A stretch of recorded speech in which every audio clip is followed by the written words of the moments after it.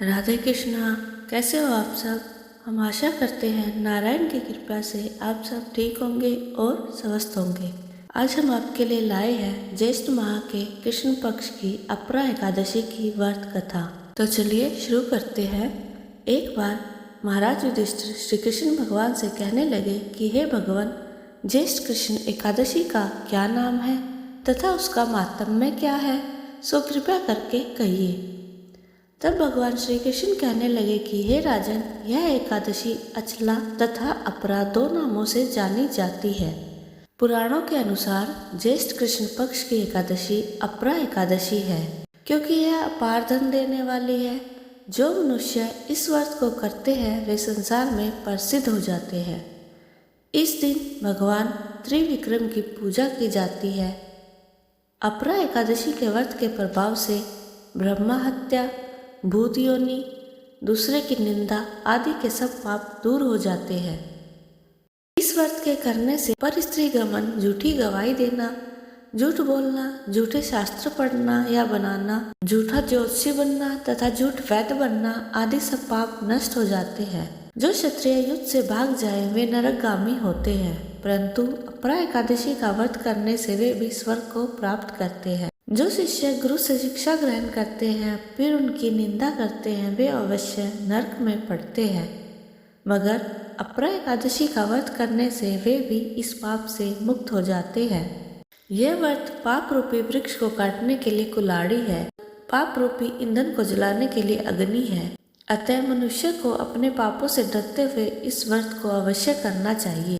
अपरा एकादशी का व्रत तथा भगवान का पूजन करने से मनुष्य सब पापों से छूटकर विष्णु लोक को जाता है।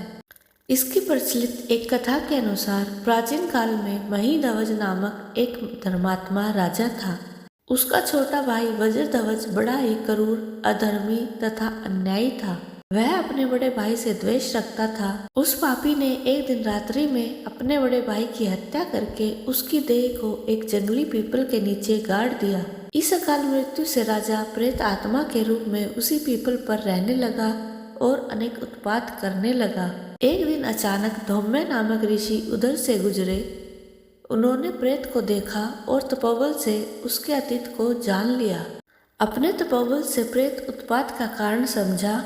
ऋषि ने प्रसन्न होकर उस प्रेत को पीपल के पेड़ से उतारा तथा परलोक विद्या का उपदेश दिया। दयालु ऋषि ने राजा की प्रेत योनि से मुक्ति के लिए स्वयं ही अपरा एकादशी का व्रत किया और उसे अगति से छुड़ाने को उसका पुण्य प्रेत को अर्पित कर दिया।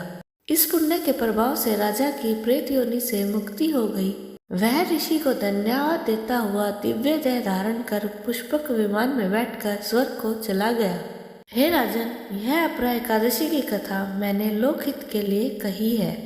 इसे पढ़ने अथवा सुनने से मनुष्य सब पापों से छूट जाता है। अतः हमें एकादशी का व्रत पूरी श्रद्धा और विधि विधान से करना चाहिए और निरंतर हरे राम राम राम हरे हरे, हरे कृष्णा कृष्णा कृष्णा हरे हरे का जाप निरंतर करते रहना चाहिए। राधे कृष्णा। तो कैसी लगी आपको यह कथा। अगर आपको यह कथा पसंद आए तो ज़्यादा से ज़्यादा शेयर कीजिए। अगर आप चैनल पर नए हैं तो चैनल को सब्सक्राइब कीजिए। श्री नारायण भगवान आपको खूब आशीर्वाद दे, अच्छा स्वास्थ्य दे, आपकी सभी कामनाओं को पूर्ण करे। राधे कृष्णा।